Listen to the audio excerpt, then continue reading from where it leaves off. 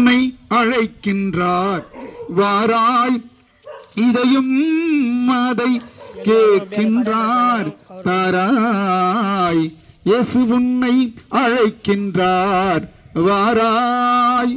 மண்ணுலக வாழ்வு மாயம் என்றே அறிந்தோம், இன்னும் ஏன் மயங்குகின்றாய்? இரு கை ஏந்தி அழைக்கின்றார். இயேசு உன்னை அழைக்கின்றார் வாராய். பண்ணிய உன் பாவங்கள் வாழ்வில் பழியாக பின்தொடருமே, அதை எண்ணாமல் எத்தனை நாள் இவ்வுலகில் இன்பமணி வாழுவாய். புண்ணியர் இயேசுவின் பொன்னடி வந்து சேர்ந்தால் மன்னித்து காத்திடுவார்.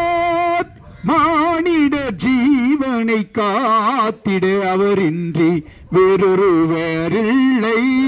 மானிட ஜீவனை காத்திட அவரின்றி வேறொருவரில்லை.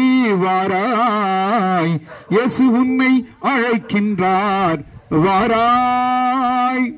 கர்த்தருக்கு பிரியமானவர்களே, இந்த நாளிலே கர்த்தராகிய இயேசு கிறிஸ்துவினுடைய நல்வார்த்தைகளை விதைப்பதற்கும் நல்வார்த்தைகளை சொல்வதற்கும் தேவனாகி கர்த்தர் எங்களுக்கு அந்த மாபெரும் கிருபையை கொடுத்தார்.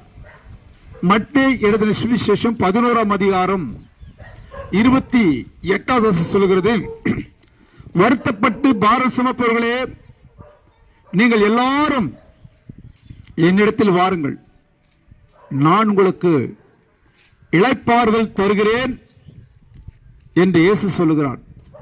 உன் வாழ்க்கையில் வருத்தங்கள், வேதனைகள், கஷ்டங்கள், சொல்ல முடியாத நிந்தனைகள், போராட்டங்கள் இருக்கும். ஏன் வியாதியே சரீரத்தில் பலவீனம் உள்ளதாக இருக்கும். அந்த வியாதிக்கு மருந்து இருக்காது, மாத்திரை இருக்காது. அப்படி கொடுக்கப்பட்டாலும் சுகம் கிடைக்காது.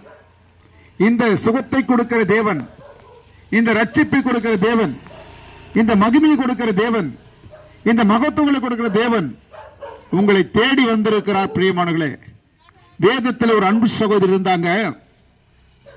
12 வருஷமாக அவங்களுக்கு ரத்தம் போய் கொண்டிருந்தது. ஒரு சகோதரிக்கு சரீரத்தில் மாதத்தில் 3 நாள் போகலாம் அல்லது 7 நாள் போகலாம். ஆனால் அந்த அன்பு சகோதரிக்கு தொடர்ந்து போய்கொண்டே இருந்தது. 12 வருஷம் நான் பாருங்க,